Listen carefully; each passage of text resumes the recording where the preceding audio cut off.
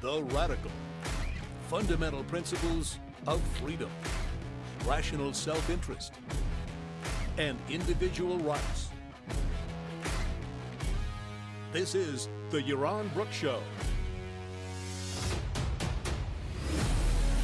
All right, everybody, welcome to the Brook Show on this Tuesday, January 17th. We're in the second half of January, and it is noon in Puerto Rico, morning for many of you I know, and evening for some of you. Thanks for joining me to get caught up on the news of the day. I appreciate that. So let's jump right in. As you probably know, there was a missile attack there's missile attacks every night on Ukraine, but a couple of nights ago, a missile hit a building in the city of Dnipro. Dnipro. I'm butchering names as usual. In this case, it was a residential building, and 44 people were killed. There's one interesting aspect of this, or at least that I found interesting. Ukrainian presidential advisor Alexei Arestovich, somebody who I guess has his own YouTube channel, has like 1.6 million subscribers, has 200,000 views for his daily videos updating people on the status of the war, and he's an advisor to Zelensky. Anyway, when it first happened, he suggested that the missile had been, this was a Russian missile, I think it's a Kh-22 missile, which is very inaccurate. So these are not exactly precision weapons. Anyway, he said that this Kh-22 missile had been hit by Ukrainian air defense system and had dropped on the building and killed all the people. And there's a massive outrage. And the Russian propaganda machine has picked up on this, and they're basically saying, see, it's not our fault that 44 civilians were killed. It's Ukraine's fault for shooting down the missile. Now, this is some crazy moral inversion going on here, right? It's truly astounding. Of course, it's Russia's fault. No matter whether the missile was pointed at the building or not pointed at the building, no matter whether, given its inaccuracy, it doesn't matter at all. But it doesn't matter if the Ukrainians shut it down. It doesn't matter if the missile hitting the building was and I'm not suggesting this was, a missile that the Ukrainians launched to defend themselves. All the deaths on the battlefields of Ukraine are Russia's fault. All of them. And so a big deal is being made about him claiming this. He's since said, no, he was mistaken. Indeed, the Kh-22 missile is one that the Ukrainians can't shoot down. And he's offered his resignation, and there's a big uproar, and the Russians are celebrating, and the Ukrainians are mourning. Anyway, but it doesn't matter. Russia started this war. Russia is the aggressor. Russia is launching massive missile attacks into Ukraine every single day. Some of those missiles are going to go, even if they're targeting military and infrastructure, some of those missiles are going to go astray and kill civilians. The fact that they're targeting infrastructure is going to kill civilians. Russia has no problem killing civilians, hasn't shown any concern during this war about killing civilians. This is 100% unequivocal Russia's fault. And as a consequence, anything else is irrelevant. So, and somebody needs to stand up and say this rather than, debating, did the Ukrainians shoot it down? Didn't they shoot it down? It's irrelevant. I mean, it's interesting to know, and it's important for the Ukrainians maybe to know if they could shoot down a Kh-22. But the reality doesn't matter. The moral blame. It doesn't matter for moral blame. It doesn't matter for anything that is actually relevant here. All right, why is this not working?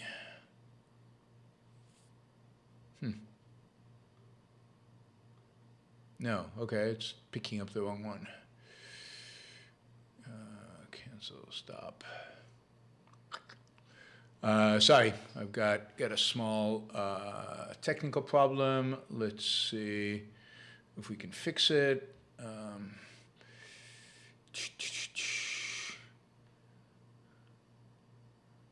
right. No, this is no good. All right, that's better. Anyway, so just a quick update on that vis-a-vis Ukraine. It just shows the inability of people, in this case, Ukrainians, to think in terms of clear moral categories and clear morality. And the fact that the Russians can exploit this is just absurd and nuts. All right, for the first time since the early 1960s, when Mao starved millions and millions of his own population, the population of China is actually showed a decline. Now, let me just say that this is assuming we believe Chinese numbers, because it is indeed hard to tell what is actually going on in China, and there are demographers and there are commentators out there claiming that China's population, Peter Zinn in particular, that China's population has been declining for several years now. But according to official Chinese statistics, for the first time since the early 1980s, China's population fell by 850,000 people to 1.41 billion. And the country had 9.56 million births, 10.41 million deaths, and population is shrinking. Young people, 16 to 59, you could think of it as working age population, is also gone down to 62% from 62.5%. I mean, these are significant numbers. The expectation is that this will continue, significantly until indeed 2021. So a tiny little increase in population. Now, part of this is COVID, but COVID, we'll see, I think, the impacts of COVID more in the 2023 numbers. China is announcing, as declared, that 60,000.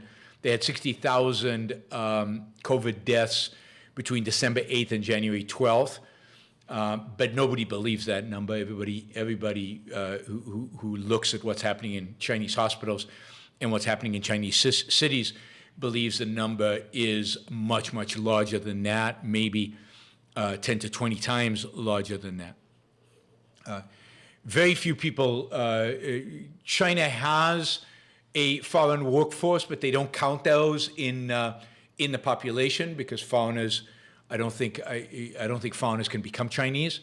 But they also have, one of their big problems is, where they're going to have to allow some immigration, is that they have way too many men and too few women. So as a consequence of the one-child policy, not only did they gain a shrinking population, one child is not enough for replacement, but they also, there was a lot of self-selecting for boys over girls.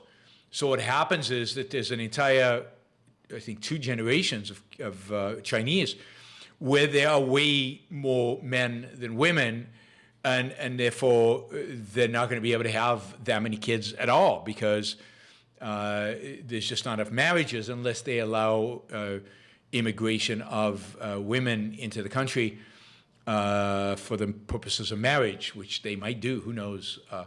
I don't think they have done, but they might do in the future. There are foreign workers primarily in southern China, and certainly in places like Shanghai, but they don't count them in these statistics, and they don't count them as immigrants, as technically immigrants. The other thing that was announced this week is that China reported its lowest GDP number in, I think the only other year was 2020, the COVID year, at 3% for 2022. It's much lower than previous Chinese government targets. It's significantly lower than the high growth rate China's last 40 years. I think American investors and European investors, or generally investors, are pouring a lot of money right now into China, into Chinese markets, into Chinese companies, under the assumption that now that China's opened up, and now, in a sense, that they're getting COVID out of their system, that what's going to happen as a consequence is the Chinese economy is going to boom, and we're going to go back to the good old days. And this is a great time to be investing in China. Let me just say I'm skeptical. I think that slower economic growth is what's in store for China in the future, at least until as long as Xi maintains his commitment to central planning. It's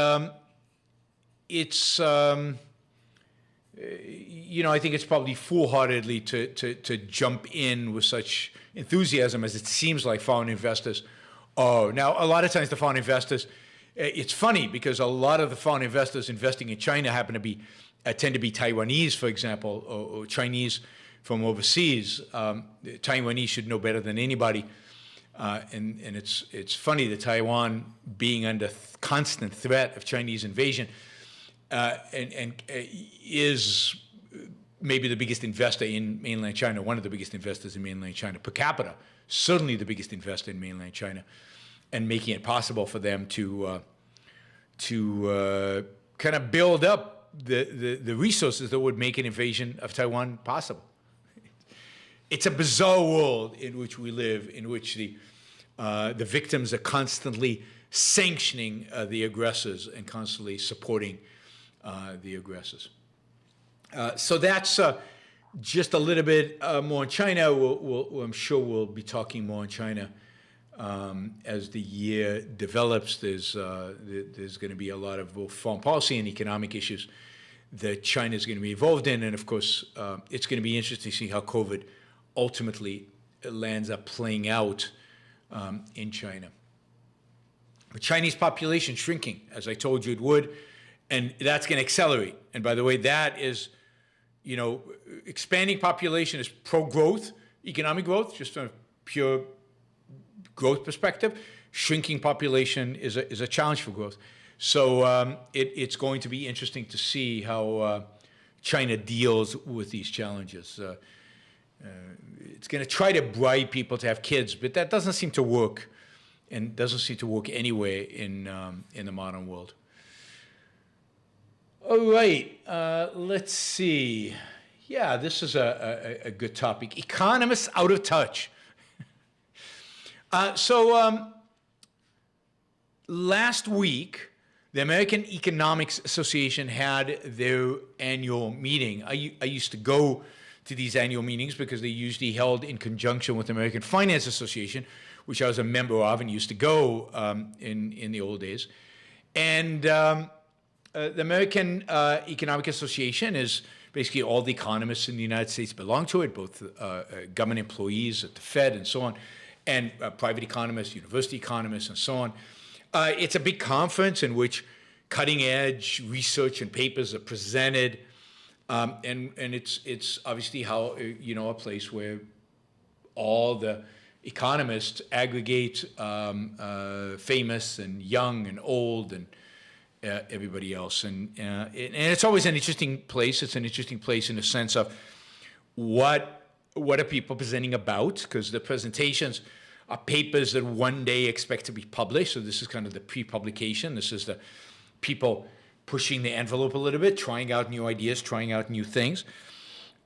This conference, like I think last year's, part of it was held virtually. So that was a bit of an issue. But so there was some commentators, some participants via online participation. And that generally did not go well. A conference full of economists.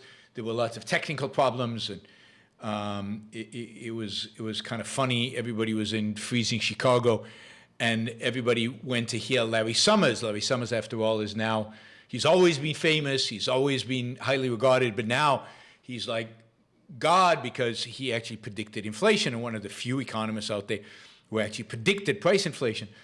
Everybody went thinking that Larry Summers would show up live, So it was the largest session at the conference.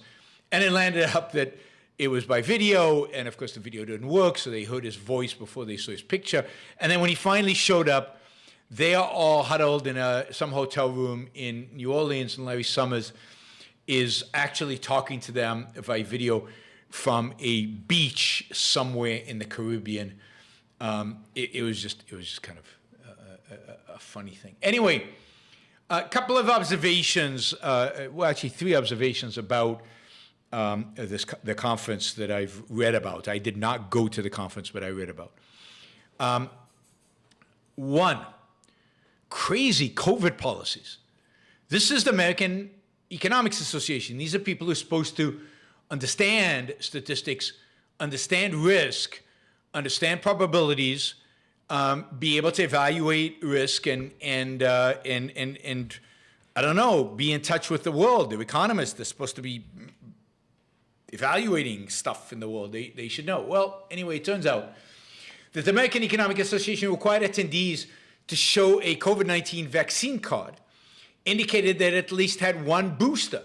If you hadn't had a booster, you couldn't come, so that they could get their pass. There was a mask mandate for all those in attendance at the main hotel. I guess if you were doing it virtually via video, you didn't have to wear a mask. But in the hotel, you had to wear a mask. Now, notice that the hotel didn't have a mask mandate. So other guests at the hotel didn't have to wear a mask. But the conference attendees had to wear a mask.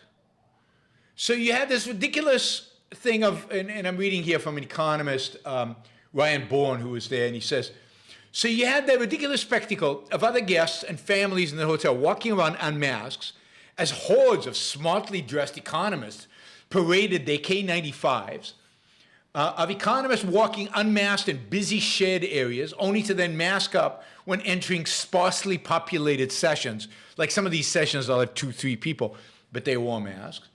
Of presenters taking off masks to talk loudly at large groups and sessions before putting their mask on to watch other presenters in silence. Of groups of economists eating and drinking together in the hotel or surrounding bars and restaurants, only to then put on their mask on to chat with the same people in the hotel conference areas. This is insane. I mean, you have to be completely detached from reality and to demand this. Put aside whether masks are effective or not. It doesn't matter if you're taking them off and you put them on, you're taking them off and you put them on, you're talking to the same people in the same it doesn't matter. It's just stupid.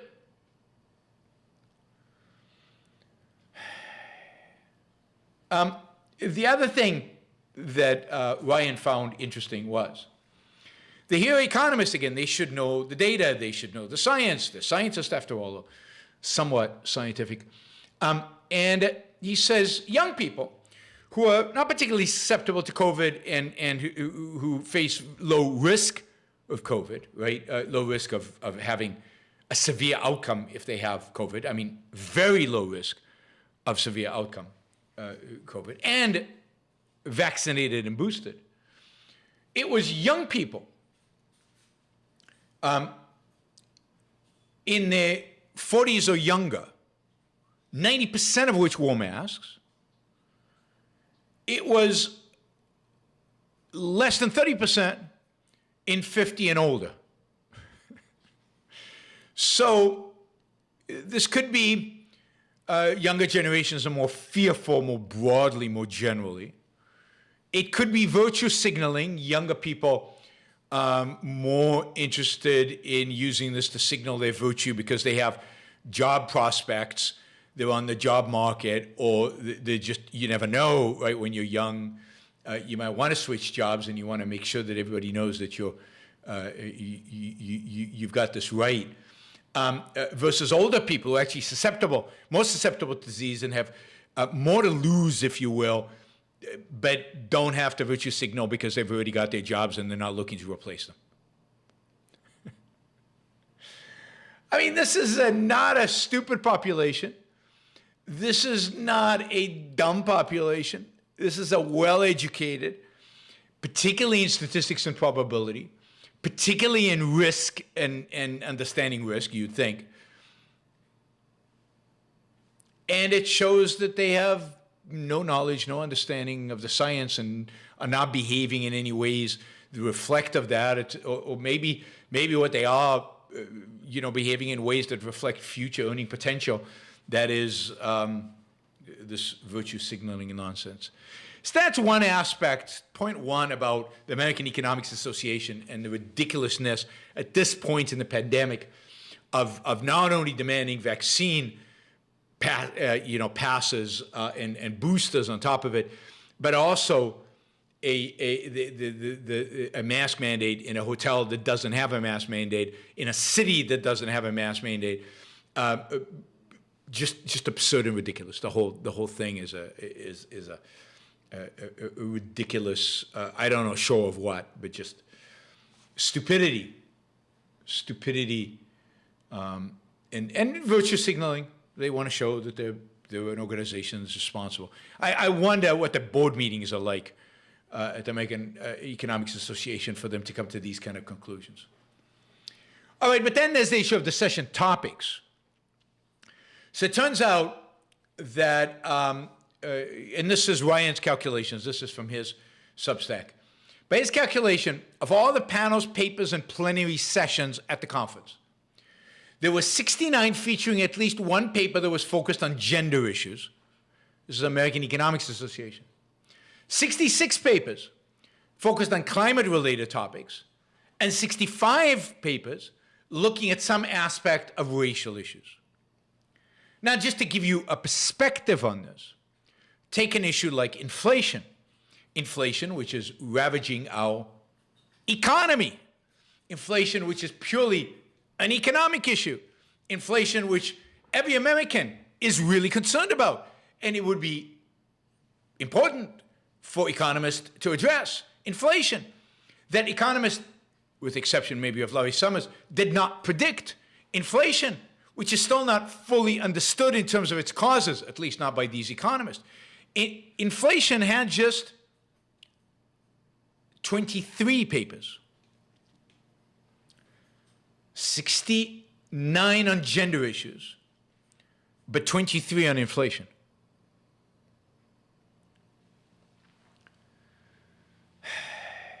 God, they don't understand inflation, but I guess they don't want to understand inflation. They'd much rather write about gender issues, climate issues, racial issues, and what? Their impact on the economy, their impact on employment, their impact on what exactly? I mean, sure, some of those papers had some, or most of them, or all of them had some relation to economics, but this is a little detached from reality, detached from the concerns of most human beings. Another topic, economic growth. Economic growth, another important topic, given that we've gone through over a decade now of very low economic growth. It is one of the big puzzles to them, to the mainstream economists, of why we have such low economic growth. What's going on? Is this permanent? Is growth even possible? A worthy topic for an economist trying to understand. Again, only 23 papers that could reasonably, according to Ryan, be considered to be about the subject. In other words, roughly 3 times as many sessions featured papers on each of race, gender, and climate as there were sessions on topics of inflation or growth. For the conference as a whole, that means 13.2% of all sessions featured gender issues, 12.6% climate, 12.4% race, against just 4.4% for inflation and growth. I mean, that's modern economics, modern academia, modern irrelevancy, These people are going to make themselves and their profession irrelevant. And related to that, there's an Economist article that talks about the fact that the American Economic Association, there was no ambition there. There were no big projects. There was no new theories. There was no breakthrough research. It was all just incremental, same old, nothing. And now I will add, there's very little of any significance in these things. Most of these are studies that have no relevance to anything. But there's a broader point, and that is, and this is a point Tyler Cowen makes of George Mason University. Tyler Cowen, you probably know, a free market economist. He makes, in the last 30 years, the reliability of empirical world and work and estimation have risen dramatically. That is the econometrics, the statistics, the probability, all of that, the gathering of data, the quality of the data, all of that empirical work, that has gotten better. So in the past 30 years, the reliability of empirical work and estimation have risen dramatically, which is good. But few new important ideas have been really generated. So we can crunch the numbers. We just have no idea what they mean. And we have very few explanations for them. Indeed, one of the fields in which you're seeing the most progress in economics and the most investment in economics and the most people interested in economics is the field, in a sense, of machine learning, AI, using massive sets of data in order to explain the world. Now, this is truly scary in my view, because all this does is it gives central planners more hubris, more delusion that they can actually run the world, that, with the right kind of AI, with the right kind of algorithm, with the right kind of powerful computers, they can actually make a difference. It just gives them the impression that central planning can work because, I have so much data. Remember, one of the problems is that in this, much of the standard critique of central planning, including the Hayekian critique of central planning, reason is the enemy. The idea is that central planning fails because we don't have the capacity to integrate all the data. If we had the capacity to integrate all the data, we could centrally plan the economy. Rather than an understanding of where values come from and the fact that, no, it's not an issue of the quantity of data, it's the issue of where the data resides, and the data is individual valuing, and the fact that you can't access that even if you had the most powerful computer in the world. So that Hayek still leaves an opening for, if I just had a powerful enough computer. Rand, and I think other Austrian economists understand that that's nonsense. It's not about the power of the computer. Anyway, we're trying. They're trying. Stanford and other places, they're building massive programs, massive quantities of data to try to explain the world mathematically and to plan it as a consequence. All right. I don't know what's happening this week, but you guys have to step up your game in terms of helping fund the Yaron Brook Show, particularly these morning sessions. We can't do these sessions unless we have funding for them. I can't devote the time to them unless they generate some income. Right now we had 100 people watching earlier. Now it's about down to 92. But we're between 90 and 100 people. If everybody puts $2 each, we can make our numbers, but everybody has to put $2 each. So if those of you motivated enough to put in some money, put $5 each, we can make our numbers. All right, I want to talk about cancer mortality. Cancer mortality rates have, over the last 50, 60 years, declined substantially, and they continue to decline. It's one of the really good news stories in healthcare. And in spite of the fact you hear horror stories about cancer constantly, the actual rates of cancer, the actual mortality of cancer is declining. And it's declining for a number of reasons. Part of the reasons are we just have better therapies. And I actually expect that we're going to have a real revolution in therapy over the next couple of decades, so that the impact is going to be dramatic on cancer survival rates, so cancer mortality rates in the next 2 decades, because of therapeutics, because of new therapeutics, because of better therapeutics, because of therapeutics that make it possible for people who get cancer to recover from it and for it to be cured, and in ways that are far less harmful and traumatizing as radiation and chemo have been over the last few decades. So I'm very optimistic about our ability to cure certain cancers over the next 20 years with new therapies that are far less disruptive and disastrous. So we'll see. Let's hope that indeed is the case. Another reason why you're seeing a big decline in cancer mortality is behavior. That is, people have changed their behavior. People have stopped smoking. People are generally, at least some people, are eating better. There's much more awareness of the role of food and of the role of smoking and the role of alcohol and the role of other things in cancer.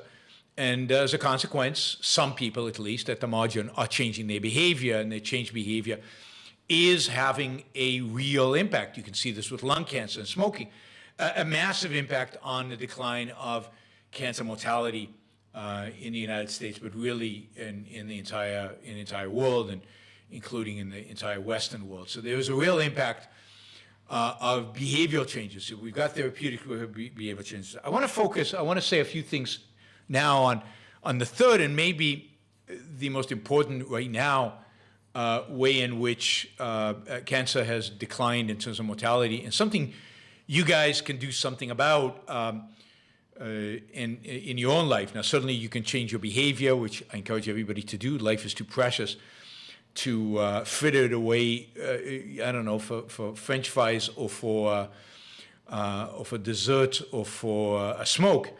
But there's one other thing that turns out to be really, really crucial when it comes to cancer, and that is screening. That's early prevention. And I'm going to tell you a real story that happened to one of the listeners of this show. One of my better supporters for a number of years now on the Brook show, and John lived in San Diego, and a Canadian citizen, was living in San Diego. I'd visited him a couple of times. We had chatted. He was one of the ones who had purchased, in a sense, one-on-one time with me. And at some point, I'd mentioned to him that I was doing Health Nucleus, and I'd mentioned this. I haven't mentioned it on the show for a long time, but I have this program with a clinic in Southern California, where I go in, or Northern California actually, Southern and Northern California. I go in once a year, and they do a full body checkup. They do a MRI scan of the entire body. They do blood work. They do an echocardiogram for the heart. They do a calcium score for the arteries. They put you through everything. They scan everything. They review everything, and then they review it with you. And basically, they do the full body MRI and detailed MRI of the organs and things like that, basically to look for cancer. I've done this twice now, and so far, so good. Nothing's been discovered, but I've done a lot of work with the doctors there on trying to improve my health generally, and we've done, just based on the blood work, we've done some pretty amazing work, and it's worked out well. So I am a big supporter and a big fan of Health Nucleus. And I told John this. I told him a number of times that, about this being really good, and he lived close to where the clinic was. And finally, a few months ago, he went. And he did their full body scan. And the full body scan, he discovered a nodule in his lung. They said, okay, well, it might be nothing, because I have nodules in my lungs, which happen to be nothing.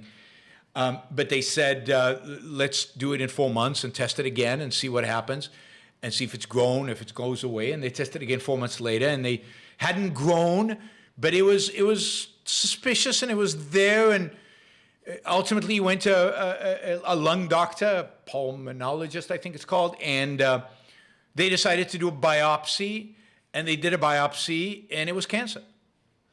Stage 1, very early. He is now in Canada, where he has health insurance through the Canadian system. And he's going to go through surgery next month or in a few weeks to take out the cancerous cells. It hasn't spread anyway because they caught it early. So I'm a huge fan of screening. Now, a lot of people are afraid of screening because of, false positives. Deal with false positives. The best way to deal with false positive is more screening. I would rather have a scare that maybe I have cancer and find out that I was scared for nothing than actually have cancer and not catch it. Right? So, screen. Get those disgusting colonoscopies. Get the mammograms. And if you can afford it, find a service like this one. It's called Human Longevity. If you look up Human Longevity, I think .com, or just look up Google Human Longevity. Get a service that screens you once a year. The nice thing now is I have an MRI benchmark now for basically every organ in my body. I know what it looked like 2 years ago. I know what it looks like today. A year from now, we can see any anomalies, any abnormalities. We've got a really, really, really good picture of my heart. We know exactly how my heart functions. Any abnormalities, any changes, anything to my blood work, to my imaging, to any of these things, to investigate. And it's pretty amazing. It's pretty amazing. And you could save a lot of your life. Cancer is a killer, and it doesn't have to, because if you catch it early, most cancers are treatable. Almost all of them are treatable if caught early. But it's a big if. It's a big if. So anyway, while we wait for the therapies, they're coming, and they're already a lot better than they used to be, but they're coming. And while you should engage in behavior change. By the way, John never smoked, ate an incredibly healthy diet, was in great shape, work out regularly. Many cancers just don't care. It's just kind of who knows, a biological fluke. It's just a biological thing that happens. So don't rely on just behavioral changes. Anyway, just thought I'd give a pitch for screening, whether you use Health Nucleus, Human Longevity, it's the same company, or not. Whatever you use, it saved John's life, probably. Hopefully it can change yours. All right, save yours. All right, that is it. As I said earlier, this is not good. So I'm hoping, if not today, then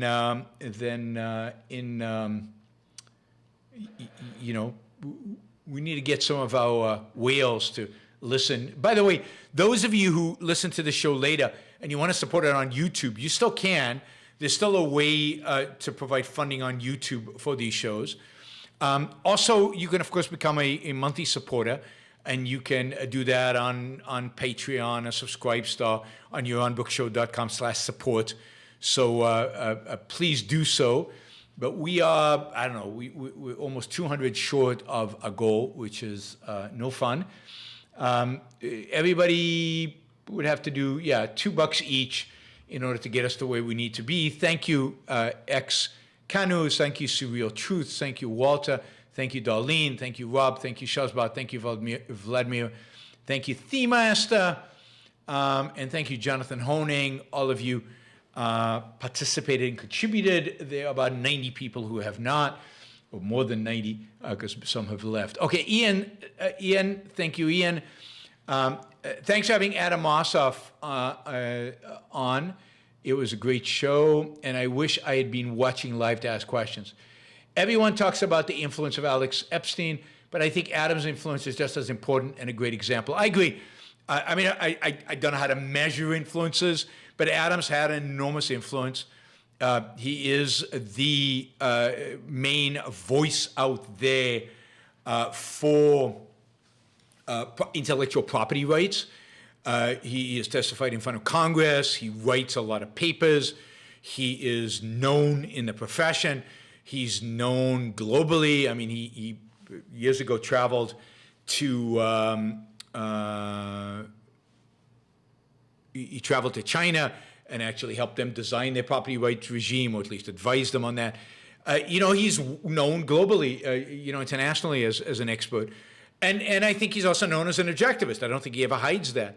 So that combination, I think, is incredibly powerful. It helps give us, it helps gives the philosophy real legitimacy, and it helps spread, these really important, valuable ideas, for example, of intellectual property and the connection to reason.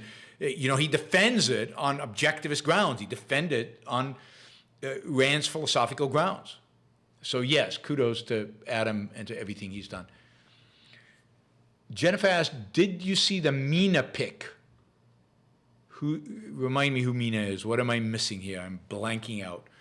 Sorry, Jennifer, blanking out. Bree says, tell your friend to not trust the free Canadian healthcare. My cousin caught a stage 1 lung cancer in 2017, had it removed in the UK. They failed to follow up and returned. She died in 2020. He doesn't completely, and as a consequence, Bree, he is in constant contact with the doctors from Human Longevity in the United States. He wants to make sure that the treatment he's getting in Canada is the right treatment. He wants to make sure that they follow up. He will be going back to Human Longevity to follow up and to continue the scanning. So absolutely, I mean, you shouldn't trust. I mean, in that sense, you should always get second opinions, third opinions, fourth opinions. You can never get enough opinions. It's good to get multiple opinions. It's good to find real experts. It's good to find the best doctors in the world and ask them. Absolutely, I won't let anybody cut me up unless it's an emergency, unless I've talked to 2, 3, 4 doctors and made sure that that there's no alternatives, and made sure that the doctors I'm consulting are some of the best.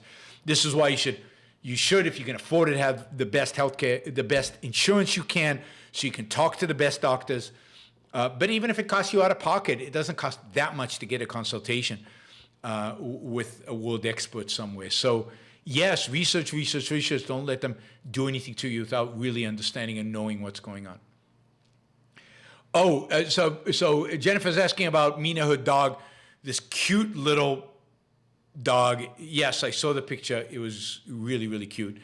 I don't like pets. I don't have pets, but it was a cute dog. I like other people's dogs. I just don't want my own. All right, Alan's got the last question here. Thank you, Martin, and thank you, Colleen. Really appreciate the support. Alan says, general support. Thank you, Dr. Brook, for being a voice of reason in an unreasonable world. I appreciate that, Alan. All right, so we made up a little bit. We're still about only halfway to where we should be. But I appreciate all of you who supported the show. Remember, this is value for value. I'm not asking for anything without hopefully trading. If you don't value the show, please don't contribute anything. And anyway, thanks, everybody. I will see you tomorrow, I hope. I'm flying tomorrow, so when I get to my hotel, if I have the internet and if I have the time, I will do another show. But we'll see. The same Thursday, Friday, they are contingent on hotel bandwidth, and contingent. Friday, there won't be a show for sure. Not in the morning and not in the evening, because Friday, completely swamped from 6 in the morning on. So Wednesday and Thursday, I will do a show, and Adam reminds me to remind you all. Tonight, Adam sponsors a show on sports and how sports reflect philosophy, and how sports is kind of the last bastion in which one can appreciate and celebrate good virtues and values, objectivist virtues and values, but some of the best that the culture has to offer, both through particular athletes who I think exemplify some of these virtues and values, and just through the phenomena of sport, the engagement of sports. So it should be fun. So please join us and participate, and come on live. It will be at 7 p.m. East Coast time. And yeah, it should be a lot of fun. I mean, I think I'm showing I think I'm going to show a bit of a video of Kobe Bryant. So yeah, and I'm curious what your favorite sports are and why, and what you admire about them and what you like about them. And those of you I know some of you don't like sports at all. Maybe we can convince you to like them a little bit. Maybe we can convince you to like them a little bit. Tonight at 7 p.m. East Coast time, join us, and it'll be a lot of fun. Yeah, whether you're a football fan or soccer fan or basketball. I like baseball. We could talk about baseball and why baseball is an amazing thing. Or you're a fan of the Olympic sports, or Winter Olympics, whatever. We'll try to cover them all in one way or another. All right, everybody. Thanks a lot, Adam. Thank you for adding that in the end. Thank you for reminding me to remind everybody else. Yeah, I've seen a couple of movies I've actually enjoyed, so I can let you know about those tonight. See you tonight, everybody. Bye.